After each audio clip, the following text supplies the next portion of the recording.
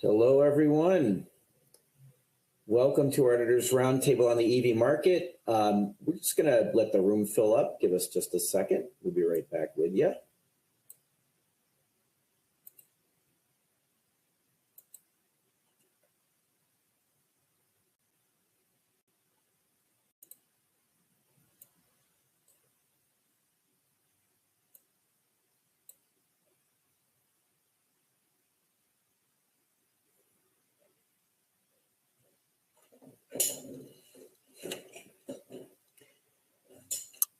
All right, well, let's do this.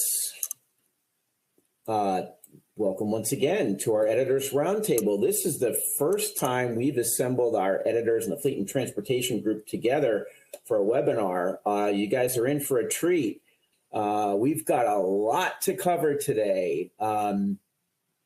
So just FYI, we're going to run through some slides for the first part, and then we're going to engage in a roundtable discussion, and everyone will have an opportunity to ask questions. You can see in the Q&A that you have an opportunity to send in the questions. At the end of the seminar, we'll get to a bunch of questions. Here are our expert panelists. We'll each give everyone a chance to introduce themselves in just a second. I would also like to say that this really is an opportunity for us to leverage the Fleet Forward Conference, combined with the Fleet Safety Conference once again. That's happening in Santa Clara, November 8th through 10th. Hit us up for more information on that. It's a really great conference. We're growing, and we hope to see you there. Just a note that we will send you the slides, okay? We're going to have some slides. We're going to run through them super quick, so we'll get those to you. As well, we will have a part 2 to this. There's so much information to cover that we know we won't get to it all. Look for another webinar coming, in a few months, actually. Okay, so I'm going to start with myself. I'm Chris Brown. I'll moderate this thing. I'm an associate publisher, and I run the Automotive Fleet brand among some other brands. And Automotive Fleet covers the light and medium duty market, more the enterprise fleets. Let's bring Nicole up to the stage here. Go ahead, Nicole. Thank you. Hi, everyone. I'm so excited to be here today. I'm Nicole Lisinski. I am the executive editor for Government Fleet magazine. And as the name states, it is public sector. So we cover all things in government. And a big part of that is talking about the voices within the fleet. So the fleet managers to the technicians to everyone else, and talking about their stories, what the challenges are, what we're looking at in the future. And part of that's going to be talking about EVs and what that looks like right now. Great. Lauren, have at it. Yeah, hi, I'm Lauren Fletcher. I'm the executive editor of Work Truck and Fleet Trucking and Transportation at Bobit. I've been covering the commercial fleet industry for the past about 17 years. Work Truck in particular focuses on the light and medium duty vocational truck and van markets, covering both small and large commercial fleet operations. Great.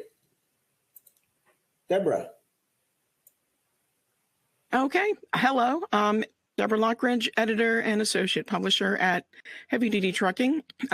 As you might guess from the name, we focus primarily on serving the information needs of fleets running Class 7 and 8 heavy duty trucks.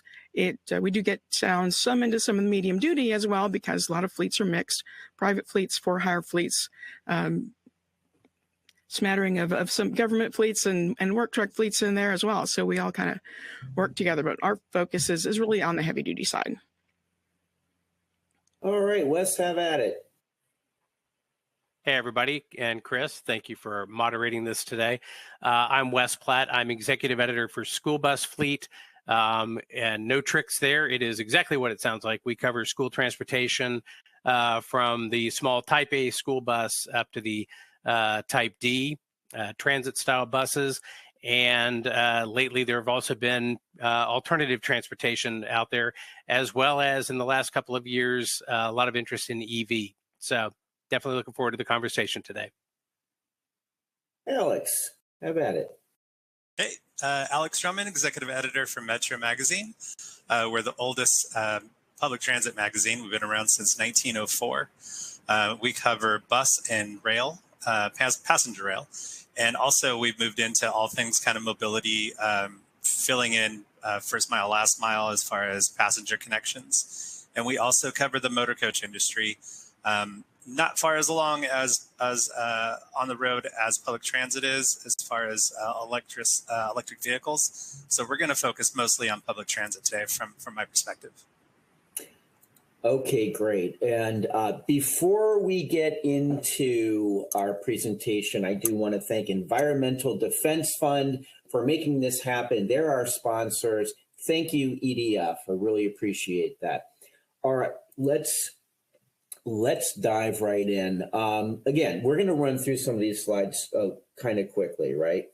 The first slide is really just kind of a, excuse me, a look at EV market share. This is going to be the light duty market, more of the passenger car market. Basically, it's just telling us all that EVs are real. I mean, from a 2% share way back during the pandemic to like now over 9% in different states, it's well over that. This is really looking at the retail market. But we simply can't ignore EVs at this point. So that growth is in 3.5 years. That is an incredible growth. Now, from my asking around and calculations and kind of back in the napkin, the fleet penetration right now is lower than that. It's around 2 to 3% right now. And certainly when we get into the vocational and then the heavy duty, the over road side, it's really a lot less than 1%. So hopefully that kind of puts it in perspective. I guess the other thing here too is that, when we look out into the future, it's just not going to be a transition. It's pretty obvious for everyone here to EVs.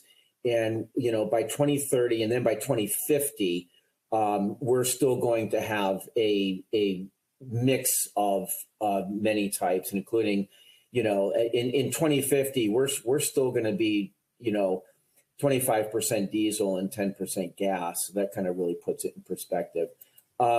This slide right here, again, we'll just send it to you so you can kind of eyeball it, but it's really by state and where EV registrations are taking place. The key takeaway there is that the rollout of EVs in retail and fleet is going to be uneven, right? It's going to be really concentrated on a few states. Those are driven by where the infrastructure is, which is super concentrated right now, where the grants are. And we all know that, the left coast and the right coast states are pretty strong on those grants. And then there's going to be a lot of deserts, I should say, for EV penetration for the next, I'd say at least 10 years. This transaction prices by segment, I'm not going to get too granular on this, but really you can kind of see that green line going up and going down as opposed to the average transaction prices. And we all know that when it comes to fleets, that not only is that high costs, that's just an initial barrier, right? Particularly with leasing rules with EVs now. The ability to lease an EV through fleet. Fluctuating EV prices make total cost of ownership a big question mark right now. I am going to flip this over to Deborah for the next couple of slides. And yes, we will be sending out the slides. We will send out all the slides to y'all, okay? Don't worry. Deborah, take it away.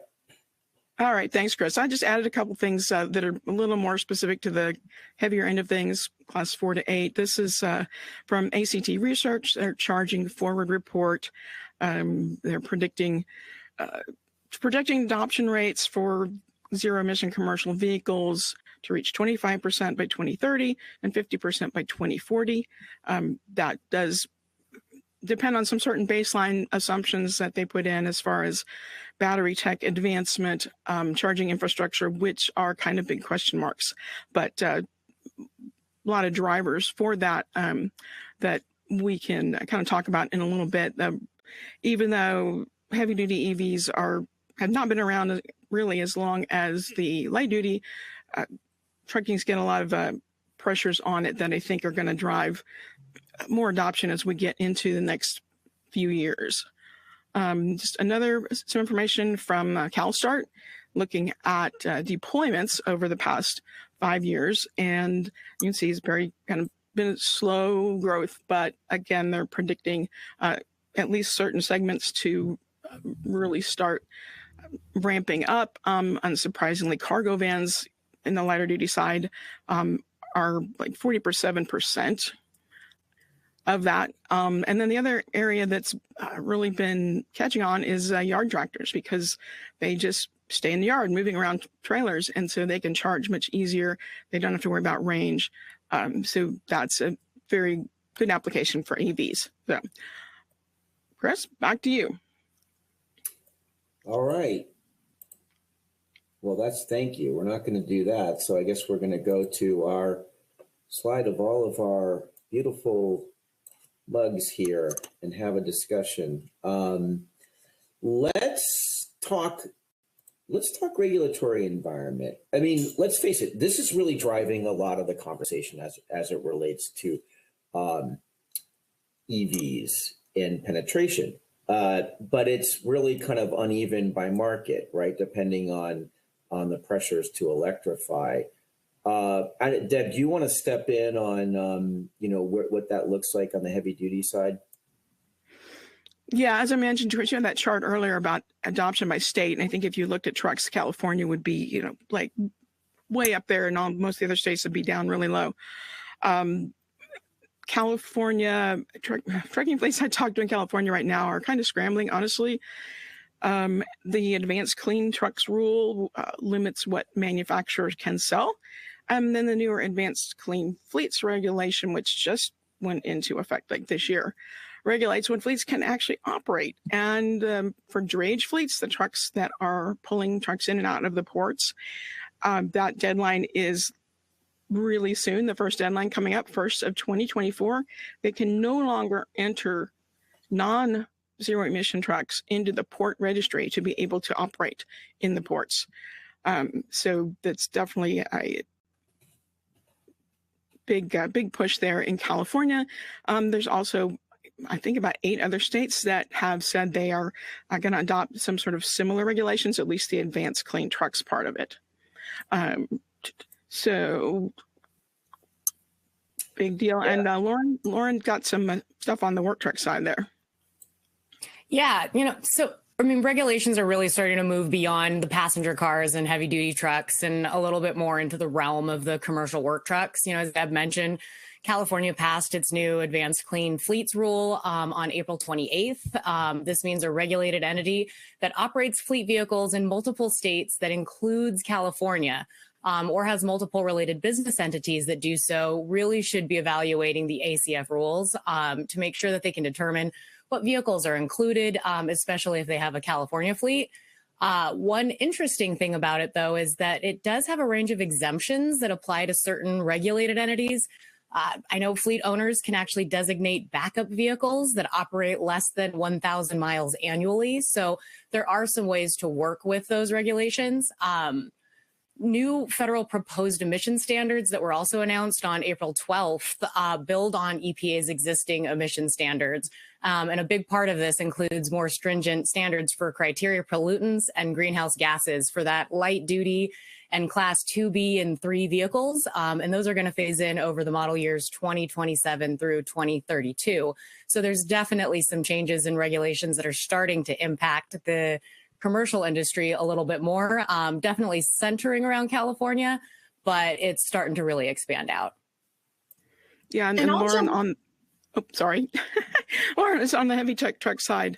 In 2027 new stringent EPA NOx regulations go into effect for diesel engines. So we're seeing that that's probably going to push some more people to look at the electrics, because the diesel ones are going to be more expensive than they have been previously. Well, and on the public sector side too, I mean, I think we're seeing a lot of similar things too. Of course, we're talking about California a lot. And as somebody who's very much a newcomer to this, that was the first thing I noticed is a lot of the fleets in the public sector are looking to California as for, what's happening. But we're seeing idle reduction laws. We're seeing zero emission vehicle mandates. And even then, states were having all these green initiative laws that are coming into effect. So, for public sector and fleet managers in that sense, there's a lot to be aware of and a lot that's on the horizon that I think people are maybe even on edge about going, what's going to happen next? But the good thing is that we do have, places like California that are a lot of times the steps ahead, and they can look to it and say, okay, when this happens, what do we do next? And they're looking to that as a horizon thing. What say you, Alex? Yeah, and from public transit, I mean, we're seeing movement on both coasts, in New York and in California. In California, the mandate says start purchasing electric buses or zero emission buses by 2029. All the buses you purchase from then on have to be zero emissions, and from 2040, your fleet has to be zero emissions. So we're already seeing kind of the effects of that. The industry moving away from pilot projects, 5 chargers, 5 buses, and moving into larger buses, bus purchases. LA Metro, obviously, they're making a big push to try to go as much zero emissions before the Olympics, which is in a few years here. So it's going to be interesting to see if they can pull that off and how much the rest of the state follows and how that kind of grows across the nation. You want to weigh in, Wes? And there's some very particular pressures when you're putting kids on school buses, I guess, right? Yeah, but I mean, that's all kind of the usual regulations that we have to deal with. I mean, we're dealing with some of the same regulations that Deborah, Lauren, and Alex have covered. But in particular, New York and California have those mandates that they affect transit, they affect school bus as well.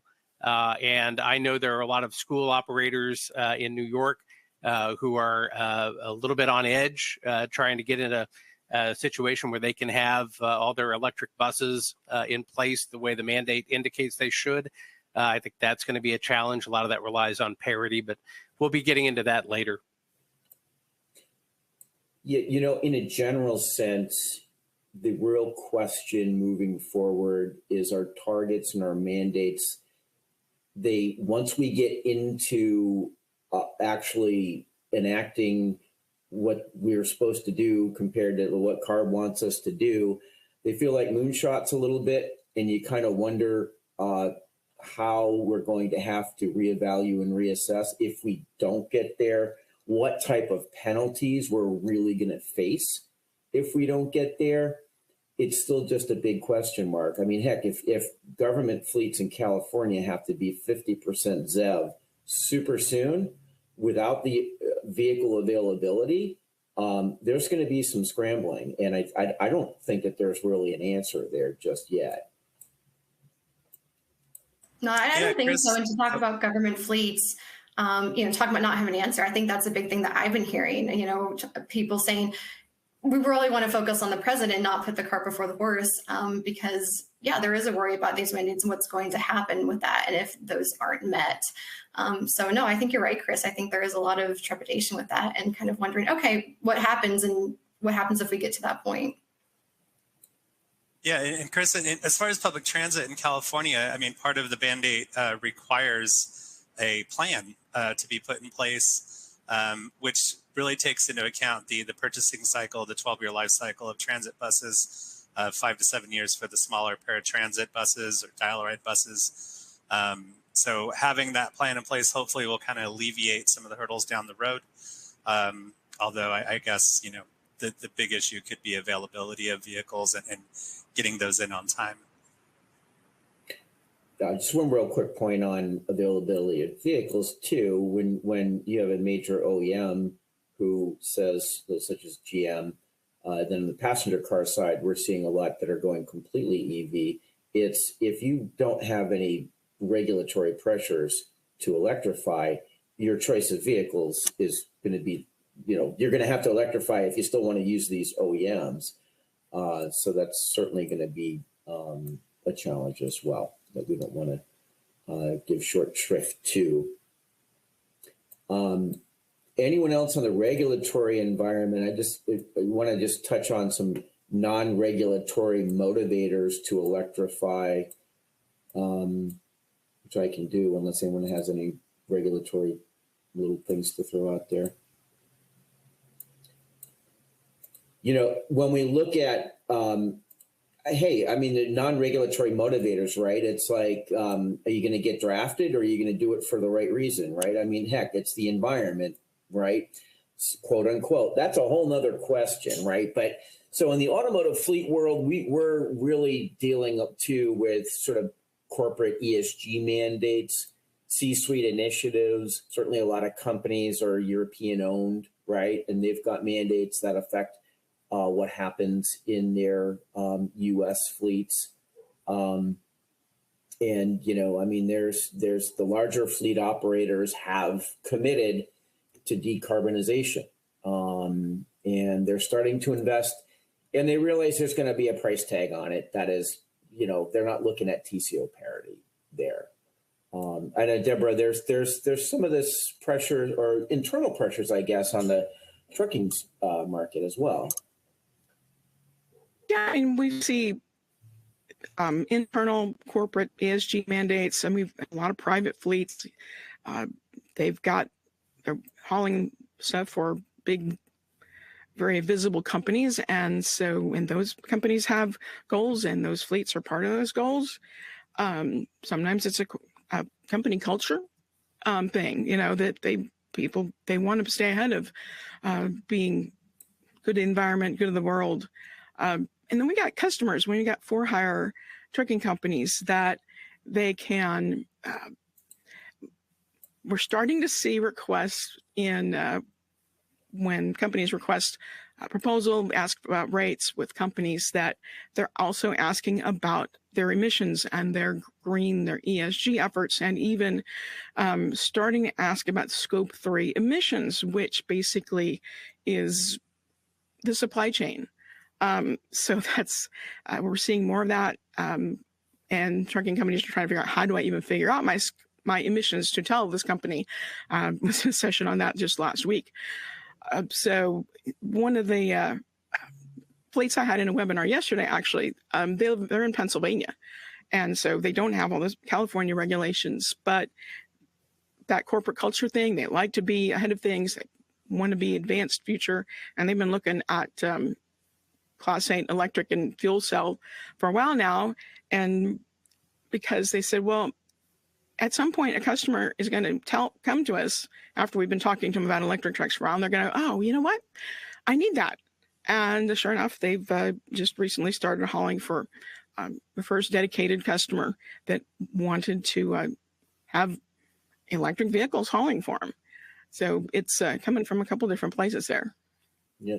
Lauren, how does that affect the adoption timeline? I mean, it's it's self-imposed, some of this stuff, so that timeline can kind of shrink or grow.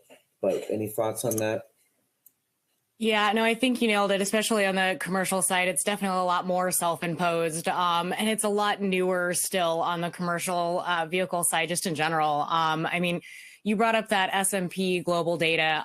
They called 2022 the dawn of the electric commercial vehicle. There were around 42,000 EVs registered to fleets, which was about 147% rise from the previous year. So, I mean, that was just 2022. Looking at the first half of 2023, we've got a lot more EV offerings from, Ford, BrightDrop, and Rivian. It looks like the first half of the year had about a 304% increase in Class 2 EV commercial registrations. So we're definitely seeing an increase, and that internal push kind of represented in these registrations. You have fleets from Amazon, Walmart, Penske, FedEx. They're really leading the charge, I think, on that EV adoption side. Class 4 was up, Class 6 was up. The only class down that was down in electric registrations was Class 3, compared with the first half of 2022. But one really interesting fact was that, by contrast, retail EV registrations and purchases increased just about 60% during that same time frame. So electrification is really being adopted faster by the commercial industry right now than it is in that retail segment. But as you noticed, and as you said earlier, those registrations are still just 1% of total fleet registrations as a whole when you're looking at everything. So it's still a growing industry. And while the numbers look big when you see 304%, it's still just a small percentage of our commercial fleet registrations that are happening right now. So adoption is still slow. We have those goals in the future, but if you're looking at pure numbers right now, it's still a slow growth in the commercial side of things. Sure. So just for the audience, we're going to get in a little bit about the funding and grant environment. We're going to talk infrastructure build out. We're going to talk procurement. There's a lot more to talk about that, but I think that's what we can get to in our truncated time here together. So if we switch to funding, and frankly, we've got the carrot. This would be the carrot, and we've got the stick. Certainly with funding, there is funding oases, and New York and New Jersey now have funding that is, rivaling California. And we can also define funding in many different ways, right? It's obviously federal funding. And the IRA is going to drive a lot of that on the infrastructure side, and then also NEVI for, IRA, on the vehicle side, and then NEVI on the infrastructure side.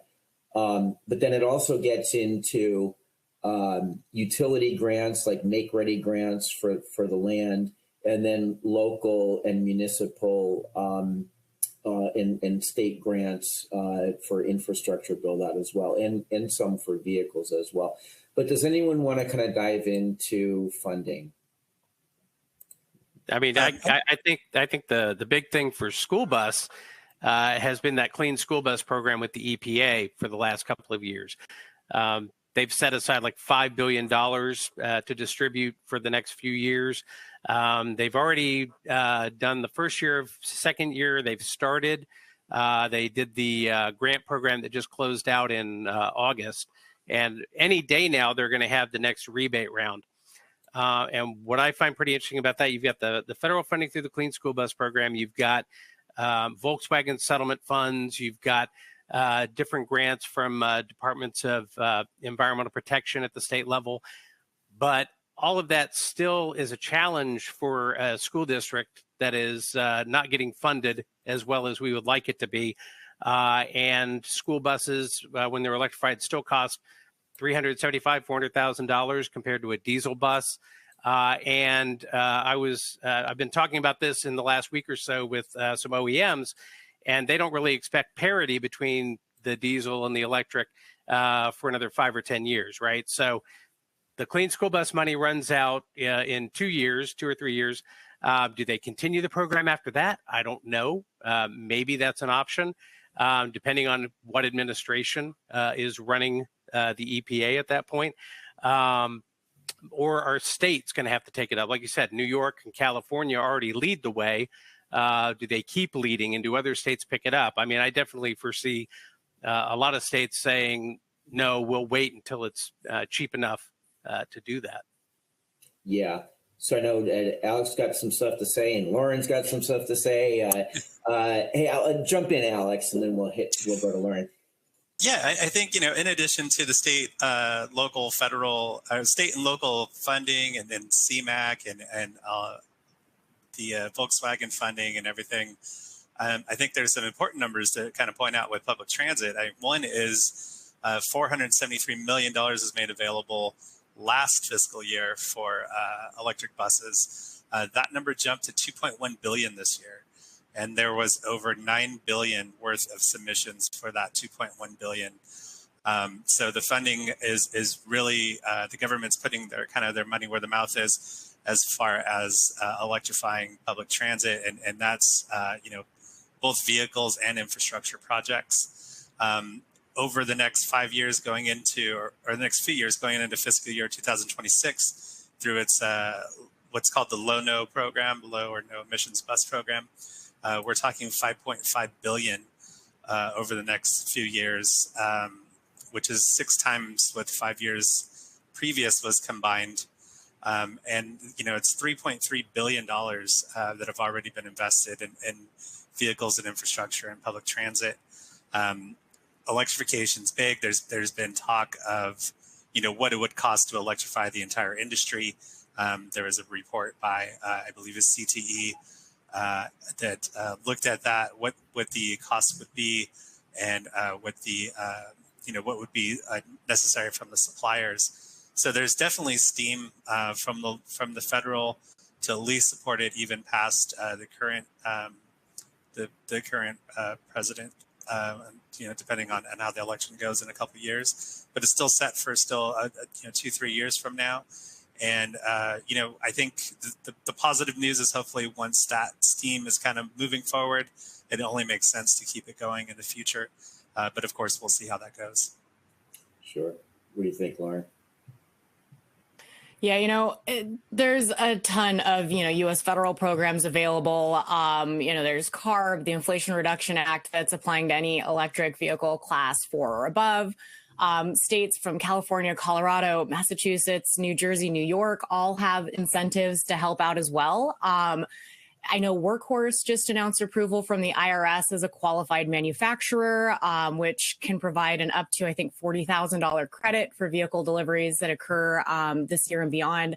So there are a lot of options out there for, funding grants. It can be really tough to navigate. I had a fantastic conversation with a truck dealer, Tom's Truck Center, and they have a lot of experience and talked with me about how majority of their sales have been through, CARB down in California in Santa Ana. So one of the things as you're navigating this and as you're looking to grow your fleet, look to your truck dealers and look to the partners that you have to try to help you figure out what's available to you. And I think how to navigate the process to get the most out of it. Because just in my research for this call, I was struggling to put together any kind of a comprehensive list with fear of leaving something out. And I've been, studying and covering this for years. So lean on the experts. I think there are a lot of incentives out to help drop that price down and make these a little bit more reliable and adoptable, I think, for your fleets. Yeah, and Nicole, I'll let you jump in really quick, but I just want to make the point to Lauren's point that, there was this whole idea, that a direct to buyer thing, that Tesla kind of started. And really now we're kind of realizing the dealers hold the cards, right? They're the knowledge centers and all this. And the guys at Tom's, including many of the other dealers out there that are selling EVs, realize that it's just so important for them to understand how to navigate the sometimes Byzantine network of incentives and grants. And they've been really good partners, at least the ones that really have a focus on EVs. Nicole, why don't you jump in? Yeah, so kind of using the word navigate because we're talking about the funding and grants available. And we're seeing a lot of, especially grants within the public sector. But I think a big thing too is for a lot of fleets, that's just at the beginning stages for them. So though that money is getting used toward pilot programs. So it may not even mean, we're going straight to EVs. It may say, okay, let's see how this works first. Let's try this program out. Administration wants to see, the first steps to this. Your team wants to see how does this work? How do the cars drive? Those little bitty steps that I think a lot of fleets are still looking at, are still at the beginning, and that's where the funding is going toward. And that's a big thing for the administration to look at and say, okay, where's the funding going at the beginning stages too? So, a lot of growth happening, but at the same time, for many fleets, it's still in the beginning stages, which we have to remember. Sure. I wanted to spend some time on infrastructure and try to squeeze just a little bit in on procurement, and then heck, we'll do a part 2 webinar here. But infrastructure, it is, if you've ever talked to a government fleet manager in California, you get that 1,000-yard stare of having to put in infrastructure. It's real, and we're really, now that electrification has gone from like theory to reality, we're finding infrastructure that doesn't work. where it's an uneven build out. Who wants to jump in first on the infrastructure question? I can jump in with that. I feel like I kind of got things started off with that, so I'll take that one real quick. But infrastructure too. I feel like a lot again for fleets in the public sector. That's such a big question because again, funding, finances. You're going okay, well, vehicles. Well, how are we going to expand? The shop. What are we going to need? Charging bays. That's a different size. So you have to look at small, things like that. Where are we going to be able to fit the right amount of vehicles in? What are we going to have to expand? I think there are so many questions in it there that a lot of fleets are trying to figure out. And that's why it's been so important for things like this and for other fleets to be able to connect and say, how are you doing this? We saw you added 5 EVs and you have a mixed fleet. So how are you making that fit with your infrastructure? And it's not going to be the same fit for every fleet. And that's what's making it difficult is it's going to be very unique for every fleet. And it's going to be a unique picture for them. Yeah. No, I love it. Go ahead, guys. Who wants to jump in? Yeah. Add on to that one just a little bit. One of the, I think, biggest concerns that we hear is definitely on infrastructure is connected to the utilities. And I think I've seen, a few questions pop up that are connected to if the utilities can support, the growth in this. And I have had the opportunity to speak with several utilities that are actually, commercial vocational fleets as well. And so it's been really interesting to speak with them about this particular challenge. And they're actually excited about the growth. But one of the things that I've heard from more than one utility fleet is as the need and the demand for more electricity happens for these vehicles, they're able to expand their facilities and increase their production and upgrade the older infrastructure that's been in place for several decades so far. So they're actually really looking forward to the growth of more electric vehicles on the grid so that they can actually produce more electricity and actually give more to the fleets that are utilizing it as well as consumers. And the electric utility fleets are looking at utilizing electric vehicles in their fleets as proof of concept. So it's interesting to see there's still a lot of growth and it's not something I think that's going to happen overnight. I do hear a lot of challenges, especially on the infrastructure side when it comes to, broken equipment on the public side, challenges with software connecting on internal. So there's a lot of growth opportunity, I think, in infrastructure from the equipment to the infrastructure, from public to internal and on-site. But it's definitely something that I think the utilities they believe strongly that they're going to be able to handle it and manage it, and actually, again, are excited about it moving forward. I just want to jump in here just super quickly on the grid handling. So, folks, if you want to join us at Fleet Forward, Esri is going to be making a presentation there, and really it will. We're looking at a 10x. A grid enhancement to get the amount of power for close to full electrification. They feel confident that the grid will be able to handle it, but it's the hot spots.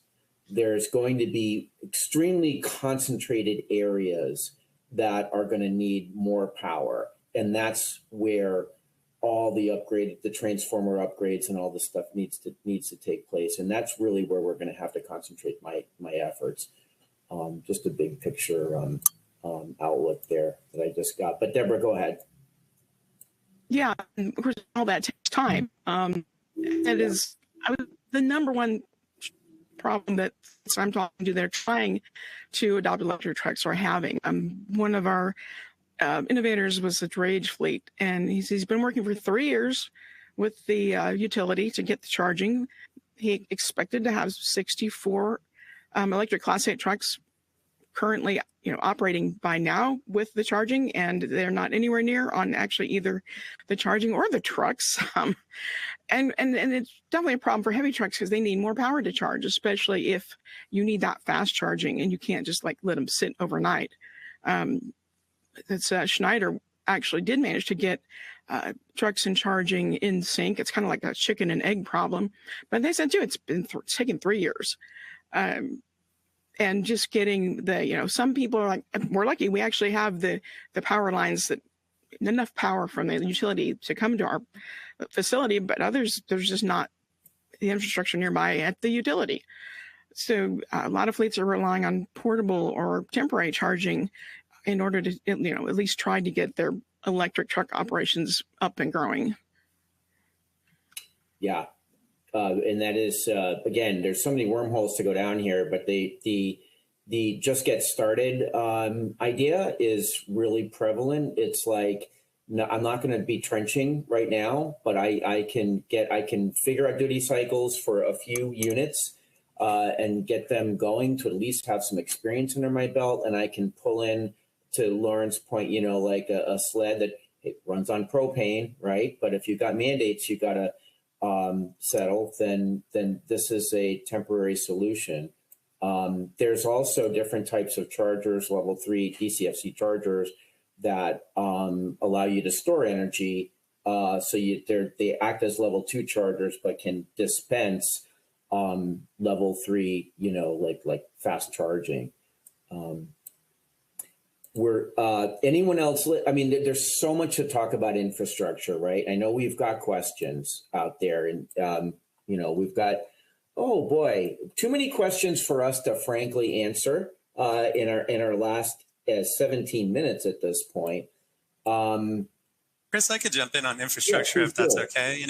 There's a lot to talk about from a public transit perspective, and I think a key is for public transit agencies to work with all of their stakeholders, consultants. Sometimes that includes construction companies, utility companies, everything. But the key is to engage everybody early, especially the utility. I had a consultant tell me that a transit agency they were working with sat down with their utility, laid out their plan for electrification, and the utility said, "This is great. We'll need about 7 years for this." And the guy's like, "Oh, 7 years to build this out." He's like, no, 7 years to come up with a plan to be able to do this. So it could take much longer to get this project, off the ground. So I think, the key that we always stress, and in Metro and the people that we talk to always say, to start early and to plan for what you want to do in the long run. So if you're only starting with 10 buses, but maybe your idea is to get to 50, 200, 300, plan for that 300, and you can always grow into that, the ultimate goal. But like all the other industries, infrastructure is kind of the difficult one. Getting the buses, training people, figuring out the routes where it's going to work, all of that. That a lot of that research has been done. The infrastructure is the one thing that's kind of unique to each build out, and so it really differs. But in public transit, we always suggest, and people do very good at this, is to reach out to other agencies to see how they did. A lot of our agencies will travel, go see how an agency was able to implement their infrastructure, hear from them, see what they're doing, and go from there. See what applies to them. There's obviously not a one size fits all, but getting as much information as you can from your peers also goes a long way in helping you kind of attain your ultimate goal. Do we want to close the loop on infrastructure? You look like you're going to say something, Deborah, or am I just no? No, I was just looking at the questions and going, "Oh my goodness, a lot of very good questions here." Yeah, we really do have some very good questions. Maybe we should just kind of jump to them. I know we wanted to talk procurement. I did want to mention one thing that came into, one of the questions, or a couple of the questions as it relates to procurement, and that is, we have seen an explosion of independent OEMs that have, electric, sleds up to, electric Class 8 tractors, and this market is going to see an incredible amount of churn. It already is starting. And suffice it to say, there's probably at least 35 of these new OEs, that 2/3 of them will probably be gone, will be gobbled up at a certain point. It's just basically a note to everyone on how this market is, kind of evolving. Buyer beware, I guess you'd say. Anyone else? Should we jump into the questions? We've got 14 minutes left, so let's see what we can get to here. Lauren, you want to jump into one of the questions? Yeah, looking at the questions, I think one of the things we've talked a lot about some of the infrastructure and funding. One of the things we haven't really had a chance to cover quickly was the overall challenges that kind of are still causing an issue with electric vehicle adoption, especially in the commercial fleet. And that is still, we're having issues with range. We still need them to, be able to go a little farther. We're still having struggle with payload, especially once you start loading those vehicles up. So we're definitely seeing some issues still when it relates to the reasons why fleets aren't adopting. And I think one of the things that I saw that was really interesting is we do see these trends and these, trend lines going up for commercial vehicle adoption. But we have seen some surveys that, I think it was Commercial Truck Traders, 79% of respondents said that they would never adopt an electric vehicle into their fleet. And of those remaining responses, 5% of them said they're going to do it right away, and 13 are still on that maybe. Range, battery life, charging time, payload, they're all still definite concerns. And we're not sure if the fleets that are still very dependent on those, ICE counterparts are looking to adopt and to make that transition yet. They're not really on that early adopting side, especially with the cost that's still connected and the vehicle weight itself that's kind of digging into their payload capacity that's so important on the commercial vehicle side. Yeah, and just one thing too, I see something that came in on, cargo vans. And the cargo vans, I mean, the present cargo van we all know that is out there has range that is not sufficient, and that in the second model iteration, we do need a range that is going to be a lot greater than 75 real world miles. That is just clear. But the ability for cargo vans to satisfy last mile in terms of a route that is a pretty good use case for electrification. But Wes, what about battery life for buses? I see that question in here. Yeah, I think they're still gathering data on that. It's a relatively new phenomenon to have these buses in fleets. Our national school bus fleet has about 480,000 buses in them, and I think currently, according to the World Resources Institute, there's about 6,000 committed electric and zero emission buses. So a long way to go. That's just a little bit more than 1% of the fleet. So most of them just got those buses in the last couple of years. But what I've heard about warranty, I think they're looking at 10 to 12 years on the life of the battery anticipated. We'll see how that plays out in practice. But that is, of course, on an electric bus, one of the most important pieces on it. Even though you're getting rid of some other expensive and difficult to maintain pieces, that is going to be the one that's the most concerning for people. Well, let's run through some of these other questions. Looking at do customers want EVs? I would have to say more than anecdotally that at least on the light duty side for drivers that have driven EVs, they are fans of EVs. It's not a problematic driving experience. Charging using public chargers right now is without a doubt the biggest challenge. The actual operation of the EVs themselves, I have very positive outlooks from folks that you would think that wouldn't ever want to touch an EV.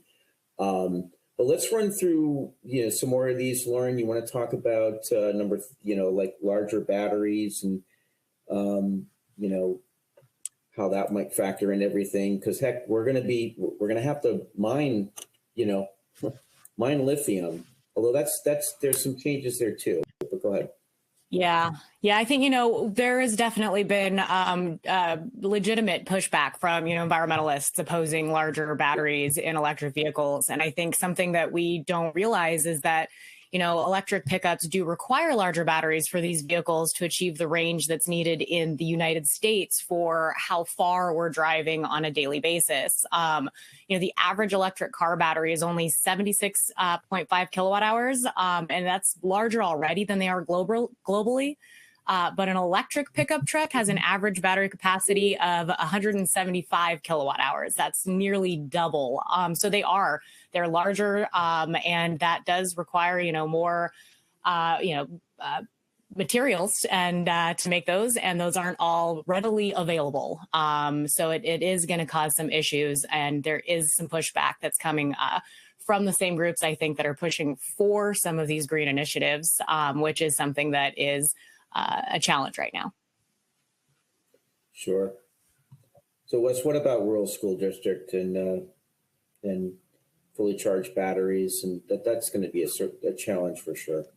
Yeah, it absolutely is. So the question here is about the limits for a fully charged battery. And for example, this school district is about 100 miles from Dallas, Texas, and the battery range on one of these buses is maybe 135, as long as you're not running the air conditioner and the heater.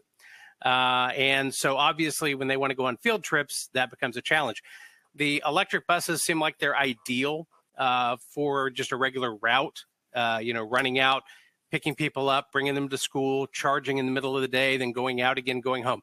They are not ready at this point to be field trip buses. It seems like if you're going to be a school with electric buses, you're still going to need an activity bus that is equipped to handle the longer trips for field trips and sporting events that are, across the state.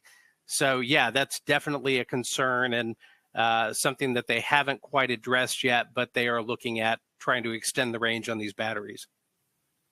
I would just say one thing too about battery recycling comes up, and that is that there is a recycling market that expects to replace 25% of mined materials with recycled materials.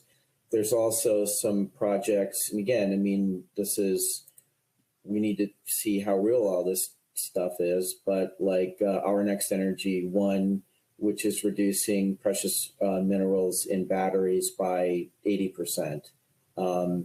And so hopefully, there's also solid state batteries. That carrot has been in front of the horse for a few years now, and we're pegging 2025 for that to kind of come to fruition. That's probably even pushed out further, but in terms of really getting at battery range. So it's just certainly a evolving and changing market technologically. And I think to meet some of these mandates, we're probably not there technologically. So in our last 5 minutes here, where do we want to go with some of these questions? Lauren, what do you think? What are you looking at here? We can answer. Yeah, no, I think one of the things that I found that was pretty interesting was the question that I saw about reimbursement. When it comes to fuel reimbursement for, at home charging, that is a new challenge that I think a lot of fleets are seeing, especially on the commercial side when you've got some of your light duty pickup trucks, et cetera. So, potential shameless plug, but we do have some content coming up that we're going to be covering and talking about how to handle, EV reimbursement for at work or at home work truck charging, and really kind of talking about, flat fee allowances, mileage reimbursements, real costs, and the different ways that you can work this, and how to start making some changes to your policy to really adapt these new ways of keeping track of these expenses.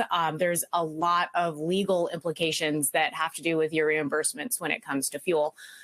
So making sure you're staying on top of all of that. But it is something that's a new challenge that especially commercial fleets need to be taking a look at, and can potentially look at the smaller automotive fleets that have already been adopting commercial cars and electric vehicles already for a few years to see how they've been handling it. Yep, really good points.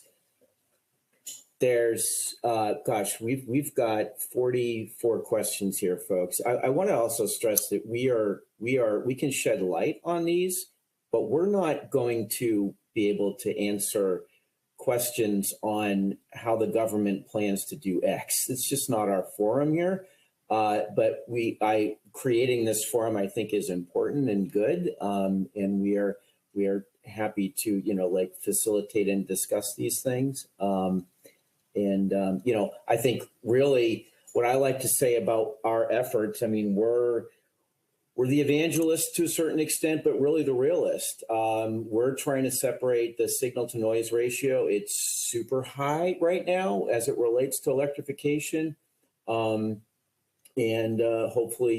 we really expect our readers to kind of keep our fleets to the flame on perspectives. But we've got, we've got 2.5 minutes left here to answer a question. Anyone want to jump in here? Well, Chris, I think a lot of these questions at this point are unknowable and things that OEs and fleets and utilities, et cetera, are still working on. I will say North American Council of Freight Efficiency is just about to wrap up this their Run on Less electric program that they do, and they've been working with fleets that are already running electric trucks. And they said compared to the last one they did 2 years ago, that the advances in just those 2 years in the trucks, in fleets being able to get more range, has really advanced. So I think this is really changing fast, which makes it exciting for us to cover, but a lot of questions to answer. Yeah. And I think, one of the questions was the incentives worldwide to go electric. And I don't know much about that, but I do know that, I believe the folks over at CalSTART had told me that it's not so much as incentivizing fleets to go electric in public transit around the world, but that the suppliers are transitioning away from diesel and other options and moving primarily into electric because that's where the market's going to go, or that's where it's going to be. And so that the fleets have had to kind of move toward them. I'm not sure if that's going to happen here in the States, but with more federal funding and maybe as it makes sense, that could be a trend we see much further down the road. But I know worldwide, Europe, Asia, that's kind of the way things are going. Yeah, fair enough. Well, we're pretty much at time, folks. Thank you. Thanks for joining us, to everyone in the audience. We will have a part 2. We're going to get a little bit more into the operational side, the procurement side, the training side. Really probably even look at different other alt fuels that are out there, because they still do exist, and there's a lot of work being done on hydrogen and stuff like that. So I would just like to thank everyone for attending, and let's give a round of applause virtually to our fleet editors for giving their perspectives today. And hey, we'll see you all soon in a forum just like this. So thanks a lot for joining us, everybody.